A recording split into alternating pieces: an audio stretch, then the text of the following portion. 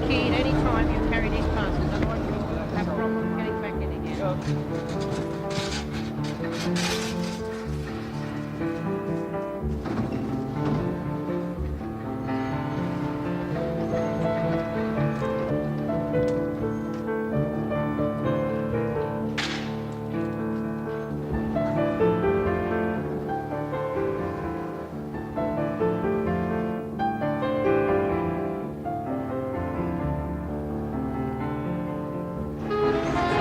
This is your luggage here, is it? Did you pack this luggage yourself? And have you left it unattended at any time?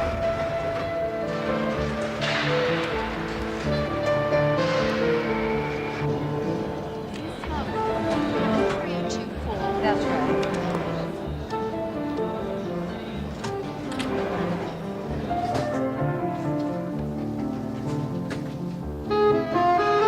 Big smile. Just on the line. Nice and close together. That's it. Big smile for me. Thank you very much. Thank you.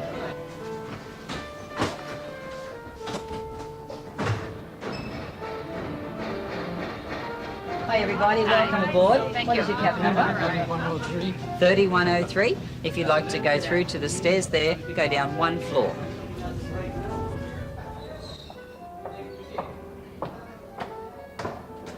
Hi everyone, welcome aboard. Greetings and thanks. Hi girls, do you know where to find your cabin?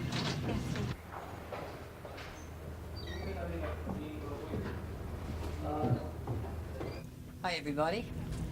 Hello, welcome. I'm the social director of the QE2, and as such my job is looking after many of the VIPs that come on board. Spend a lot of time with the actual passengers on board. I call bingo and I do the horse racing. Hey, how you doing? Welcome home. Gee, how long since you've been on board? I don't ever have to smile. I just enjoy my job. I love the people, and the difficult ones are just as much fun to work with as the happy ones. And I never smile if I don't want to. I like the job so much that I smile all the time.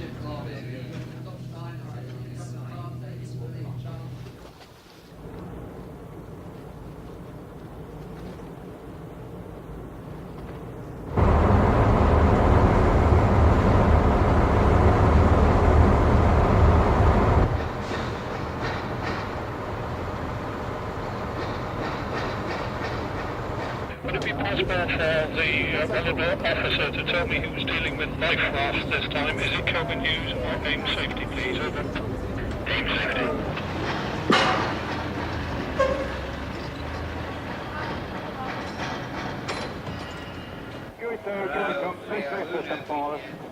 Good night. Still working cargo here.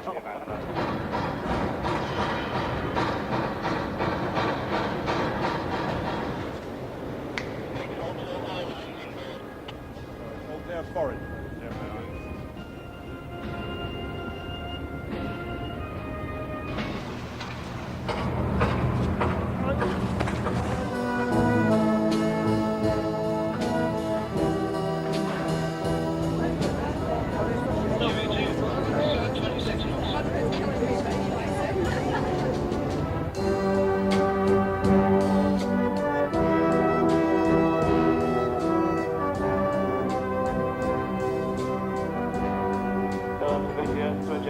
Clearing cows with 35 on board. Right, get to VTS, thank you. We have the Penalba outbound just coming round Calshot.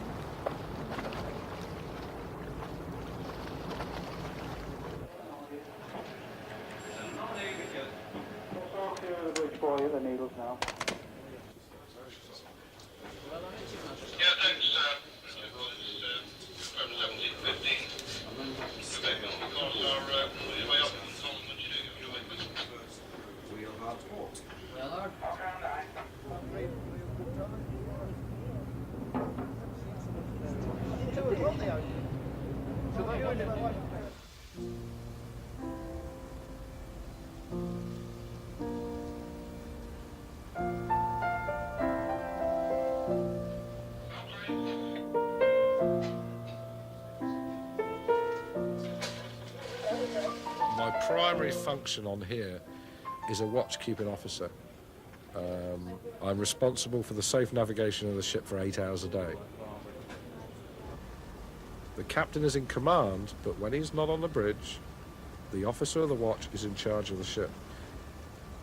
We have 126 officers on the ship. We have in total 1,022 crew. So 900 crew members are being managed by 126 officers.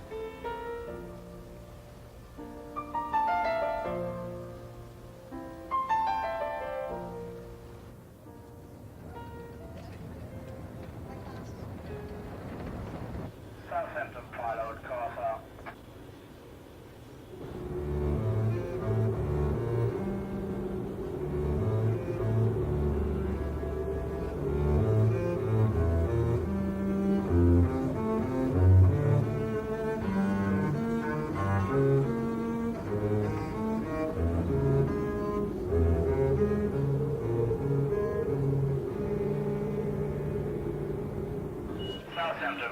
Southampton pilot, cars out.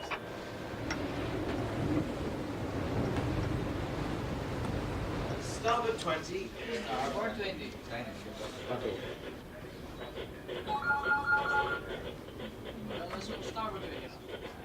Okay, we're back to 72 now. You keep your horse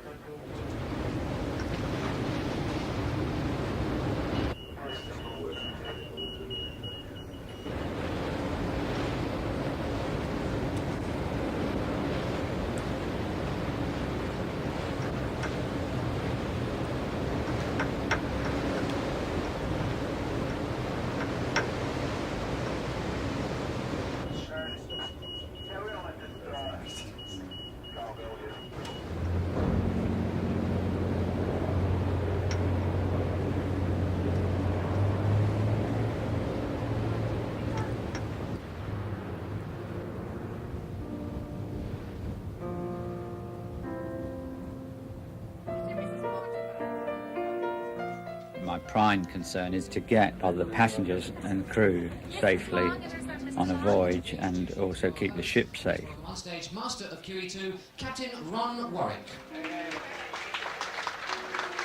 It's my pleasure and privilege to welcome you on board for this transatlantic voyage. Sometimes that does conflict with the social side. During these crossings we've had a lot of fog.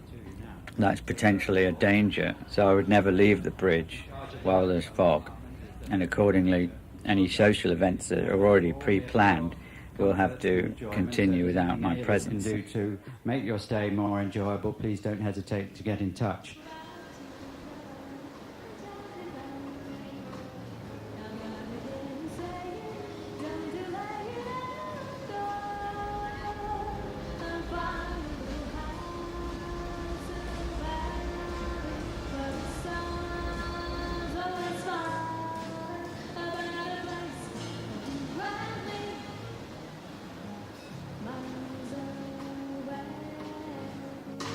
Miles away. Now you see the reason why I'm drifting miles away. Just imagine a great big world waiting for us to discover it.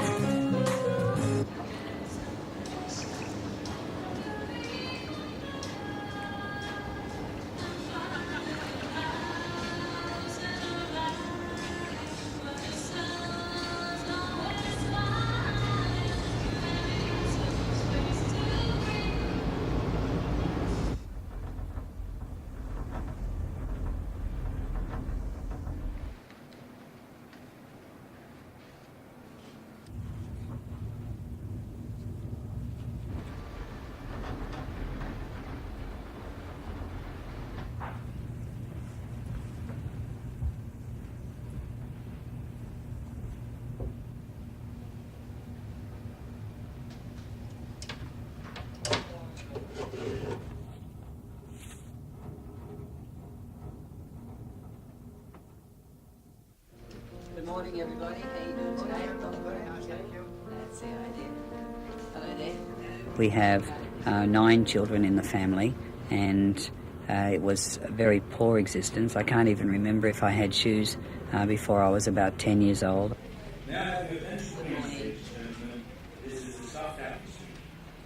You should now be at your emergency muster station. This is where you would come. So we had rather a very poor start. At the age of 14 I left school and started to work, and then at the age of 26 both my mum and dad died, and the 3 youngest children in the family had nobody to look after them. I took on the responsibility of being their mother and father. From there I just concentrated on my dancing full time. I was the Australian dance champion in 1981. I enjoyed the dancing right through until I was 37, but it was time to get my financial life into order. In fact, I have 8 homes now, and things are looking rather good for my future. Inside of the life jacket we have a whistle for attracting attention, and the whistle will be blown just to attract attention of any passers-by.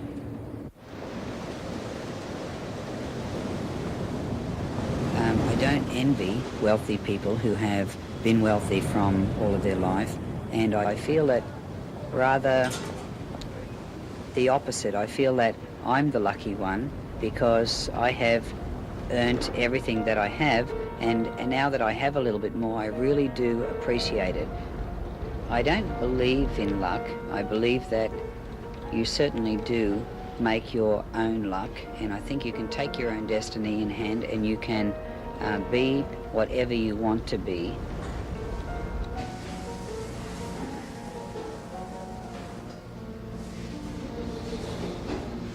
I like to work in the ship, but sometimes, you know, we have a feeling like you miss something you do in the Philippines. You miss your family, you miss your friends, something like that. But that is normally happen to everybody. We are some people, mostly English and British, they don't like to be as in a group, Filipinos in a group. But when it comes to work, we are working together. Sometimes that they go ashore and you leave it there on the ship. You have no feelings to, let us say, come on, join us. No, you know, like that.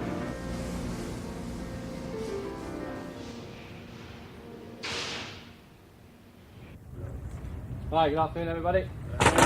Pay attention, follow up on the menu here. Sliced turkey breast with walnut salad, baby shrimp salad with grapefruit.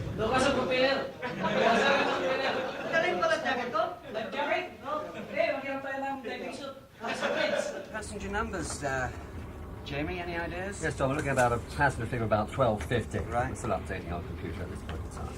Okay.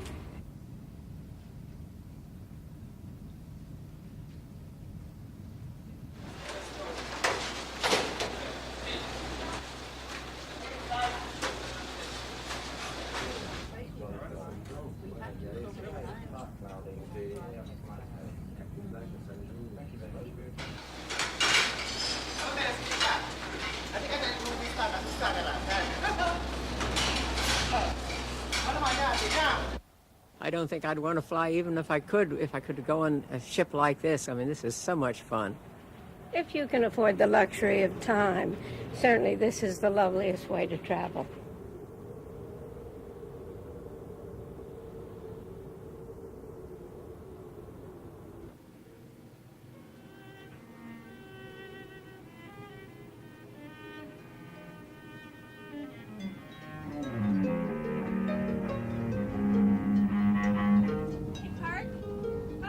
Yes. Can we play the swan? Yeah, sure. Hold on.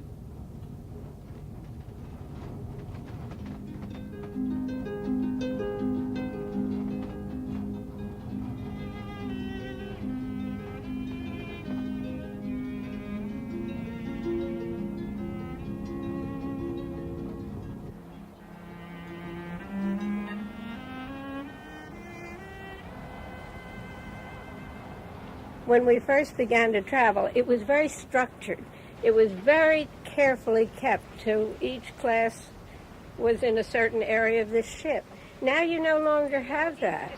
You had no sense of any pressure. And you're getting all of that wonderful sea breeze. You took 10 days to get across the Atlantic, and you just had absolute peace. There wasn't any sense of hurry. Because look, they're practically standing still. In 1937, there were so many ships crossing the ocean. Even on the ship, there were so few people on the ship because there's so many ships going back and forth. I mean, we had a table for two, and you couldn't have possibly talked to anybody next to you unless you shouted at the top of your lungs, and they'd wonder what you're shouting about. What would you say, Elma? After 55 years. Golly day. The other difference in the old days, there was no entertainment provided for you. You had to amuse yourselves. They had a ping pong table on the deck that we played ping pong. You walked, you read, you did things yourselves rather than having entertainment provided for you. And also the valet service you got in your stateroom, they would draw the bath for you and make sure the temperature is right. Now you have to draw your own bath, and when you get rusty water sometimes, you lose your temper. But other than that, what would you say? I think you summed it up nicely. It's really putting me to sleep. Is it putting you to sleep? It is. I think I'll take a little nap. Well, it doesn't cost anything. It's free.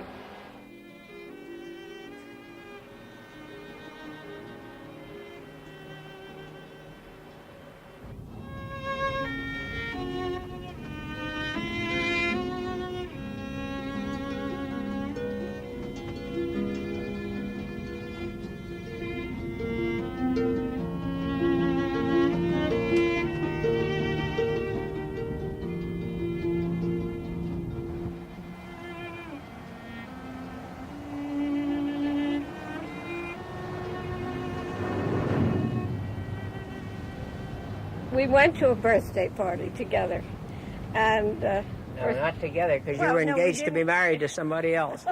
I wasn't going to tell that. Apparently something happened, and 3 months later we were engaged. So that's really quite a record, isn't it? Especially when she was engaged to somebody else, and I was told it was absolutely hopeless to ever try to get a date with her. Fortunately, the biggest thing that ever happened in my life was when she went out with me, and I told her the first night, you know something, someday you're going to marry me. Of course, she thought I was off my rocker, but at least we were married in 3 months, so...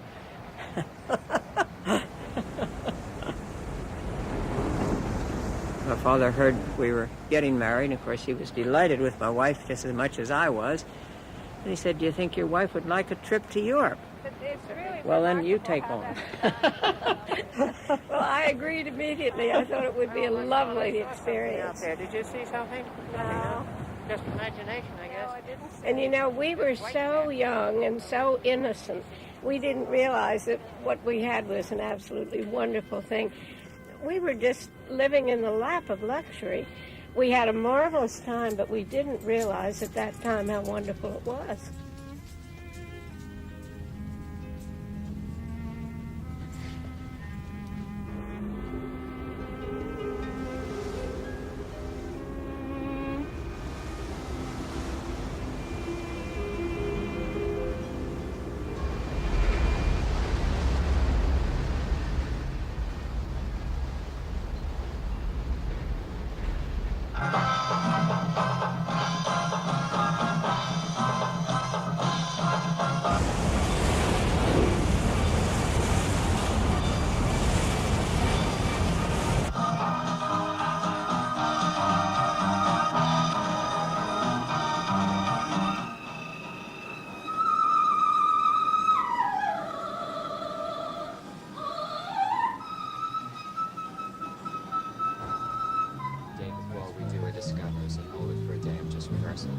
See, we're able to walk wherever we want. I mean, we have pretty much full access to the ship. So what's harder is 90% of the crew members aren't. The public's nice. I mean, they're very complimentary to the shows. I mean, they love the shows. They come on here and they don't expect to see what they're doing. And so a lot of the shows they really enjoy. And to us, to them, we're like stars. So that most time they just talk to us and say hi. So we basically get inflated egos the whole time. Yeah. You know? I think one thing that is weird though is that you don't get any privacy. Yeah. Because you can't get away from your audience. Like living with your audience is a very strange thing.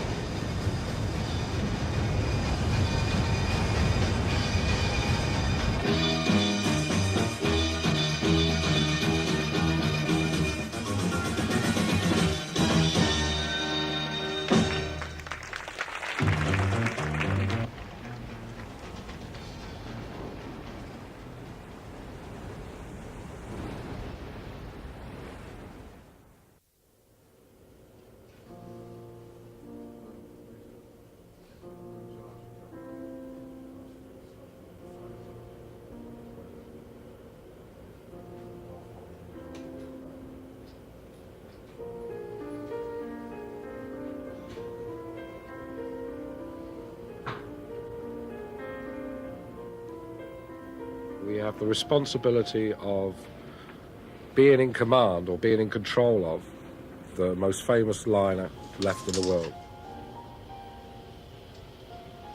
We're keeping a lookout for other ships, icebergs. There's many things to look for. Sea life, fishing boats, other ships, etc. So it's definitely not boring or lonely, if you like. But, it's a very important job. We're the only pair of eyes looking out of the window ahead of the ship now. And there's somebody here 24 hours a day. So we don't rely on electronic navigation equipment all the time. It's still the old method of looking and watching and listening and everything. The passengers listen to announcements from the bridge every day, and we like to put a bit of variety into them. I used to give weather forecasts to the passengers in the morning. I used to do the morning navigators talk on the speaker system. And if it was going to be a wet day, rainy day, I would tell passengers that we do not expect any rain between the showers. So I used to get a few phone calls after that. What do you mean? What do you mean? There has always been in the British Merchant Navy a friendly rivalry between deck officers and engineers. And many years ago, the chief engineer would draw an imaginary line on the deck and say, "You are my engineers. Over there are the deck officers. You will never mix with them." The only engineer and officer that was speaking were the captain and the chief engineer. They had a business agreement, and they called this situation oil and water. And oil and water never mixes. Now, in this day and age, it's impossible to run a ship with that setup. Engineers and deck officers, their areas of responsibility intermingle all the time.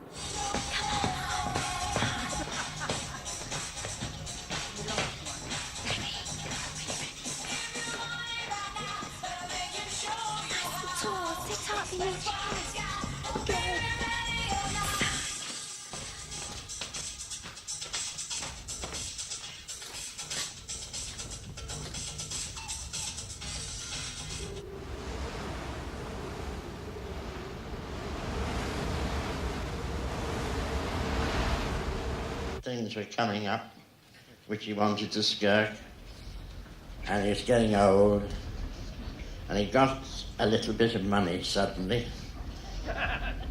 So I thought, let's go and spend it and see our youngest son. And that's why we're...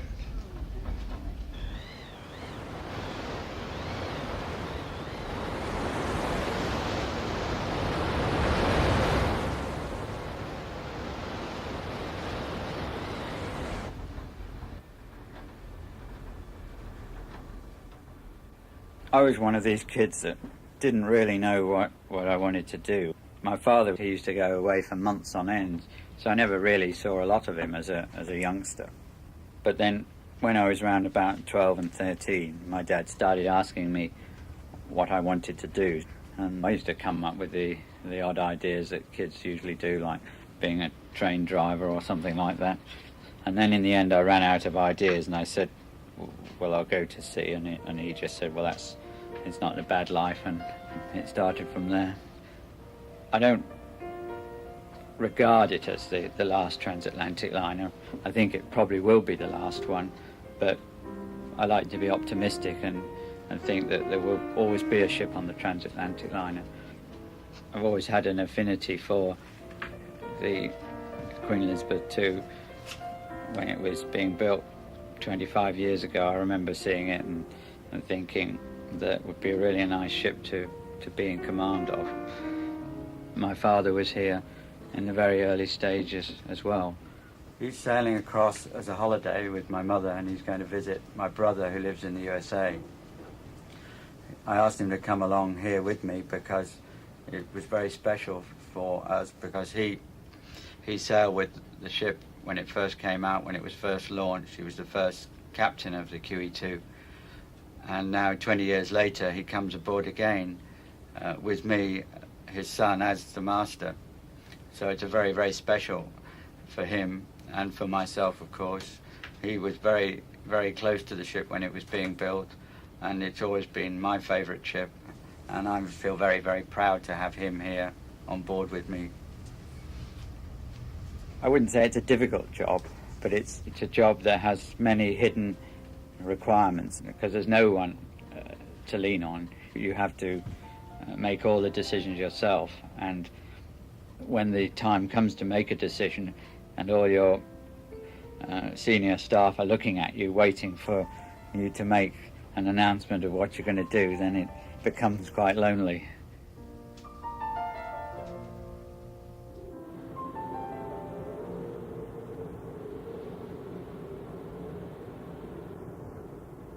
Good afternoon, ladies and gentlemen. Welcome to the theatre.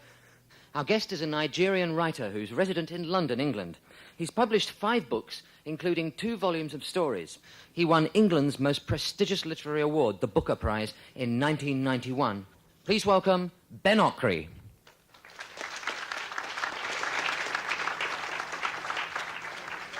I'm sort of pleased that one is doing this event today rather than yesterday. Because yesterday was very rocky, and so was I. I was born in the middle of Nigeria in a place called Minna, 1959.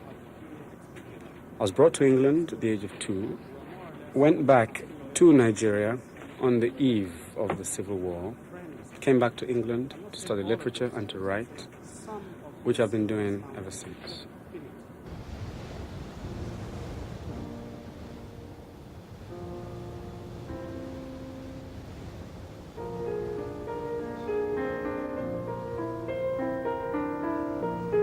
I don't believe in raising artists or writers to the level of priests or sages or anything like that.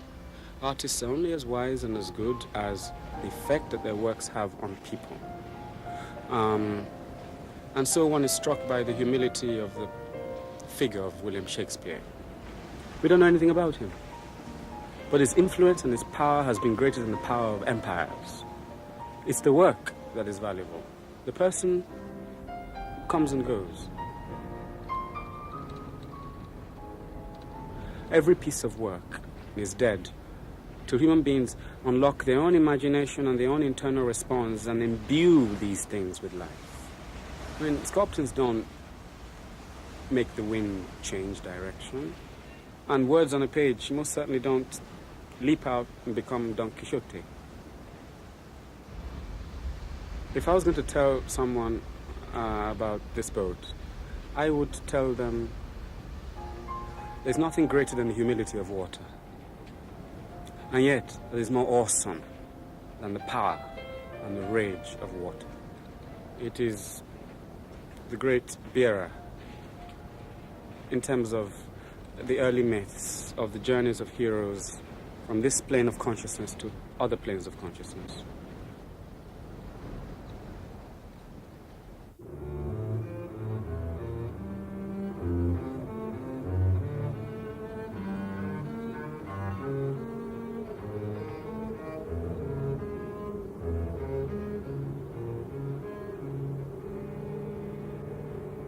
question is, do we allow for being an hour late? The ship is really run like a small business. In fact, we even have on board what we call a business group, and that consists of me as the head of the group, and then the staff captain who's in charge of all the operational side, the hotel manager that looks after the hotel and catering side, and then the chief engineer who looks after all the engineering and services side. 1, 2, on she goes, 1, 2, a back step, 1, 2, now she turns, out, 1, 2, a back step, 1, 2, a back step, 1, 2, a back step, 1, 2, on she goes.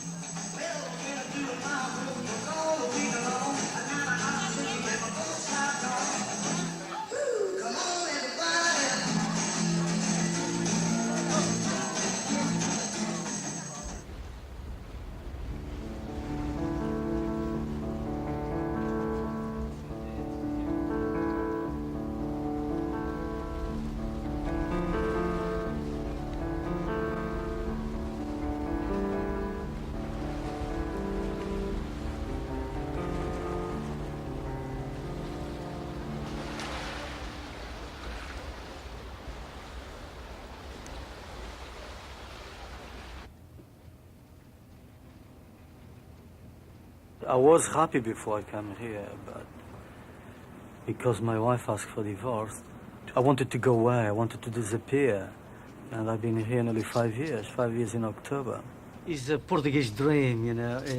We always go away from home with two things in mind, is to own something, to build a house, and to own a business. That is, probably I have to stay here another 2 or 3 years to achieve that. It's a wonderful feeling when a guest comes here and say, hello, Henry, oh, nice to see you again. I'm very pleased to see you.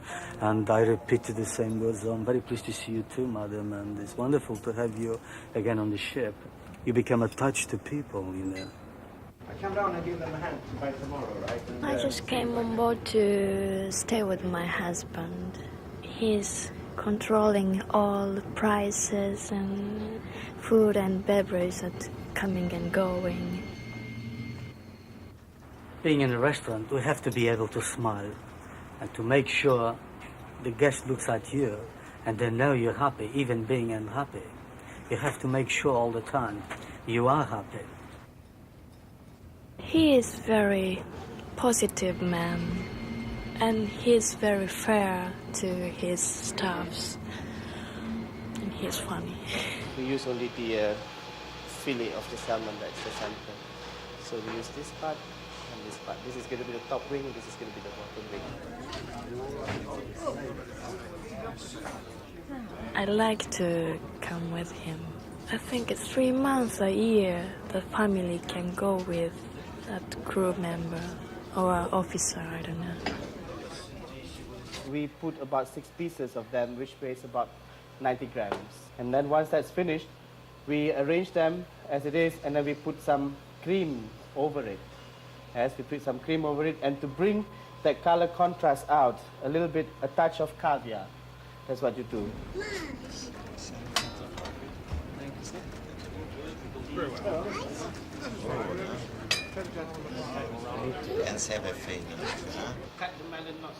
This is during the world cruise.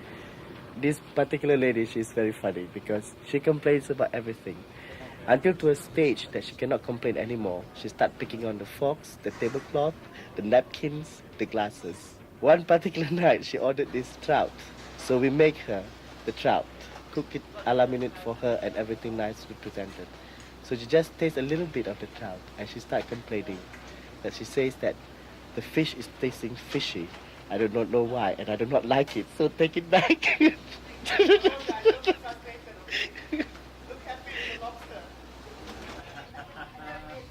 The company I was working with chartered Cr.2 in Japan for 3 months, 3 years ago. And I was in that project to have a wedding party on board Cr.2. Then I met my husband.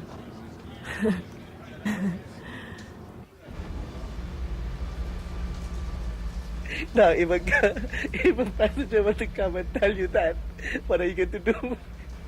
You can say, the fish is too fishy, I don't know what to eat. Those are the things that we get.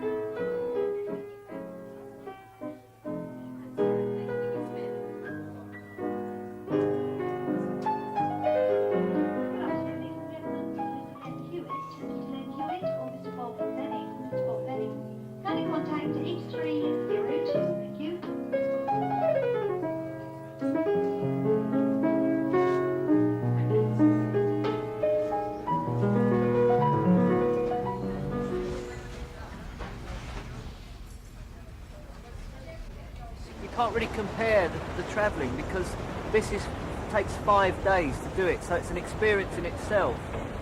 You get to where you want to go, but also you do this. You experience all this.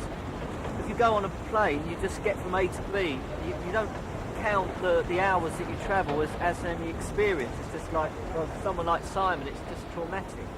Just being up in a big metal bird and sweating. The group we've got on board at the moment is called The Cure, and my job is to spend time with them. They're very different to the other passengers because they're a lot younger, and they only wear black clothes, and they live only in the night time and sleep in the daytime. I think that a lot of the passengers that see them on board get rather confused that these sort of people would want to travel on a ship as classy as the Kiwi2 is.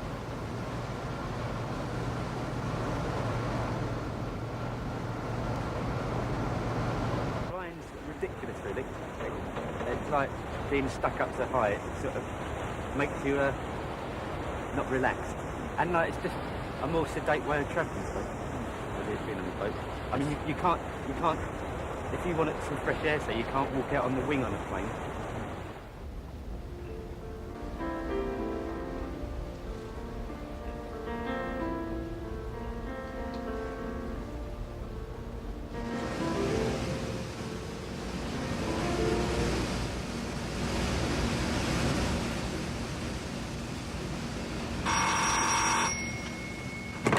Room service, can I help you? This is Mrs. Watson speaking. Would you come and pick up my dress to go to the laundry? Yes, I will collect your address, Mrs. Watson. Thank you. Bye-bye. Bye. I am working every day.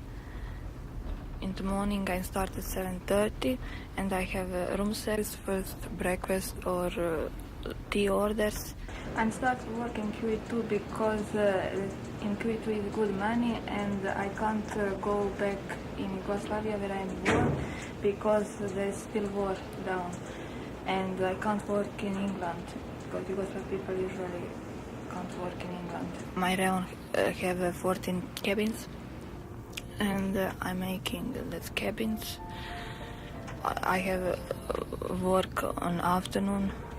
It's the same room service, and in the evening I start at 7 o'clock and I have make cabins again for evening.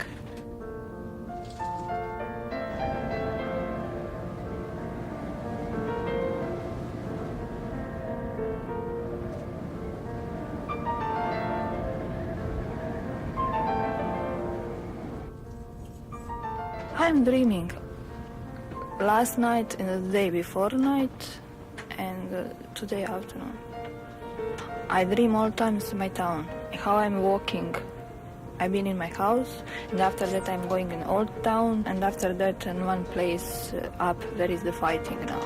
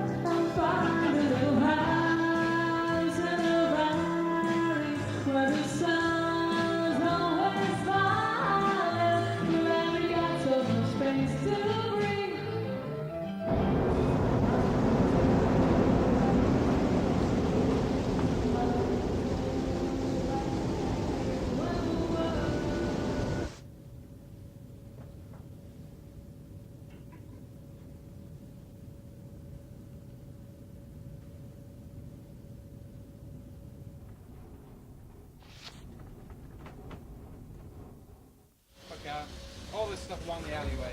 We're at Southampton in 2 days' time. I want it all. The major part of my job on the ship is, of course, to keep the propellers turning, to keep the ship running as efficiently and as safely as I'm able to do.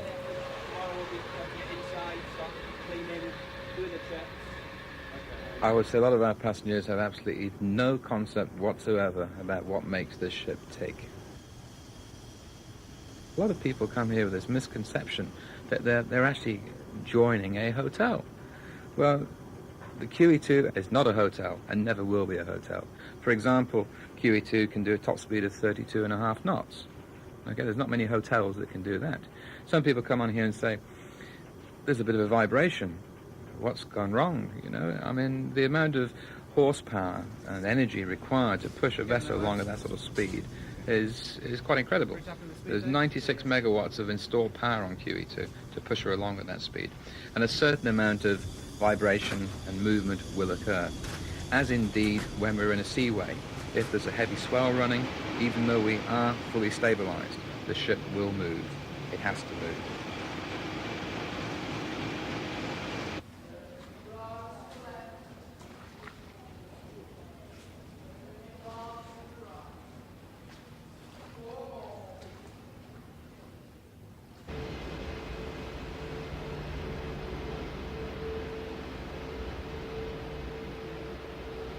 The first time I ever went on a ship was when I was 5 years old, and that was a long sea voyage across the Atlantic Ocean to Central America with my mother and father. And that was on a cargo passenger ship, and that experience at a very young age, I think, put the sea into my veins. I'm a great believer in predestination. If you were to stay at home in order to survive your life, you would never do anything. The exercises we did this morning was to strengthen the muscles in shoulders, arms, wrists, legs and feet. And it's easier in the water on yourself because water is buoyant, whereas it's harder on land.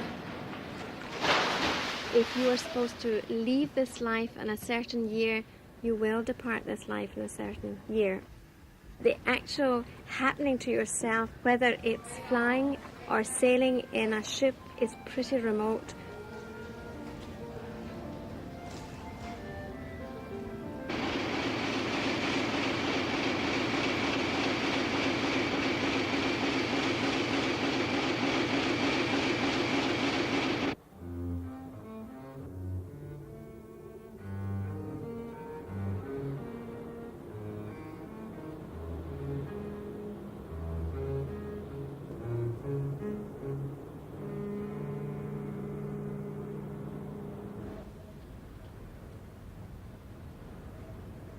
When I was 6 years of age, I had polio, and the part of me that was paralyzed were my vocal cords. It's a very unusual thing to not be able to speak and not to be able to make any noise at all. So with great joy, when the paralysis left my vocal cords, I could probably tell you I've never stopped speaking, singing, and poetry. I'd like to sing for you a song by Robert Burns called the Yow's Tay the Nows.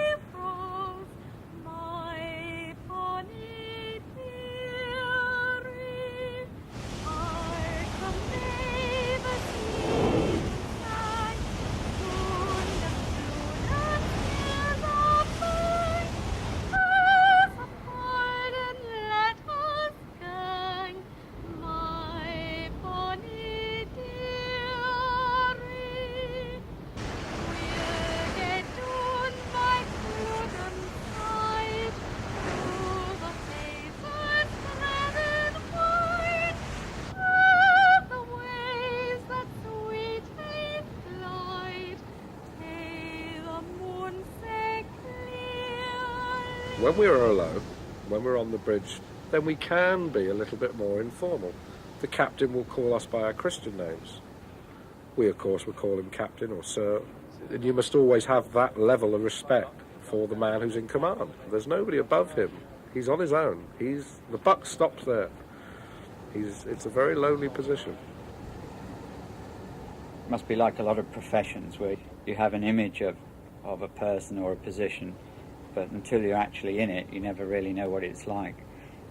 When the time comes that you actually take over the reins and become a captain, then the reality of the situation becomes apparent.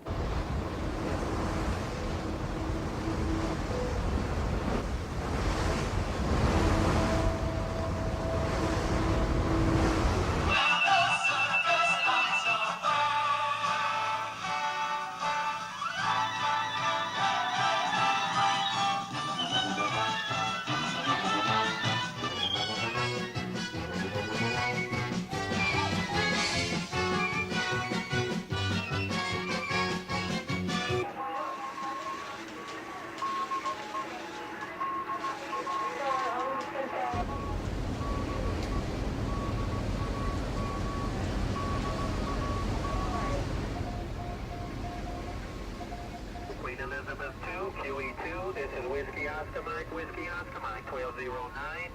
What is your position tonight, sir? Come back.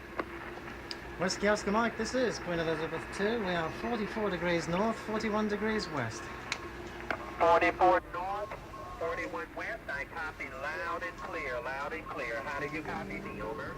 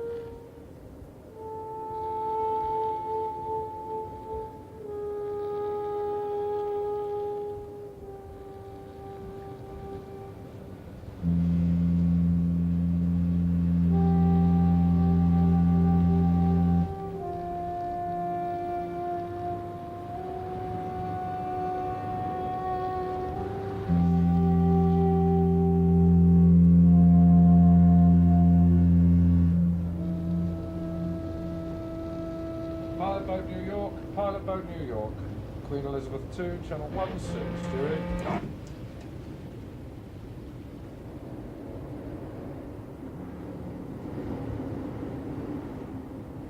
Hi, this is Ambrose Pilots, back to the Queen Elizabeth 2, channel 087. 08? Roger that, sir. Thanks very much for the call. Pilot on your arrival. Yeah, understood. We'll slot it behind the tanker and the container ship. You'll be seeing that dredger within the next few minutes on the port side. Just watch for it, please. Roger.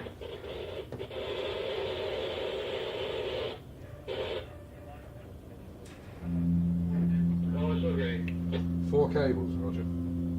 Visibility is not good, sir. Maybe at 0 right now.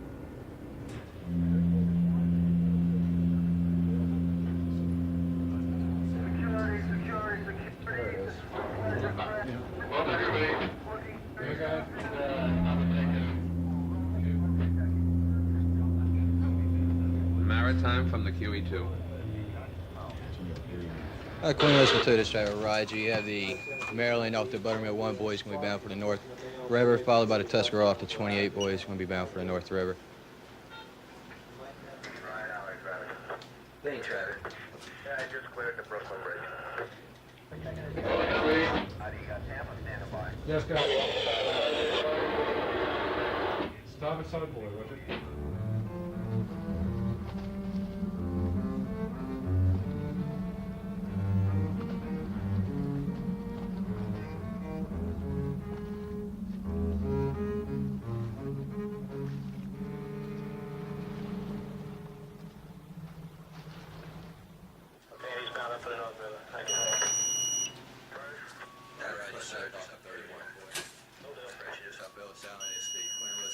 Southbound.